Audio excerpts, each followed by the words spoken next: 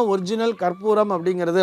அந்த பச்சை கற்பூரம்னு சொல்றா இல்லையா, இந்த பச்சை கற்பூரத்தை தான் கொஞ்சம் காஸ்ட்லியா தான் இருக்கும். இருந்தாலும் அதை நம்ம வாங்க ஆரம்பிச்சிட்டோம்னு சொன்னா அதுவே நமக்கு நல்ல பலனை தரும். அந்த பச்சை கற்பூரத்தை வாங்கி வச்சுட்டு அதை ஏற்றி நீங்க அப்படியே அந்த ஒளி வெள்ளத்திலே அந்த ஒளியை இறைவனுக்கு காண்பிக்கும் பொழுது அந்த இடத்திலே நம்மால் பிரத்யக்ஷமாக அந்த இறைவனை காண முடியும். அது அப்படியே அதை அனுபவிச்சு உணரலாம். ஆஹா, இந்த ஜோதியிலே தானே இறைவன் தெரிகிறார். சார், நான் தான் விளக்கு திரிங்கிறத காமிச்சனே, அந்த விளக்கு திரியில என்னால் பார்க்க முடியாதா அப்படின்னு சொன்னால் இது அதை விட கொஞ்சம் அதிகமாக இருக்கும் இல்லையா, அப்படியே அசைந்து ஆடும் இல்லையா.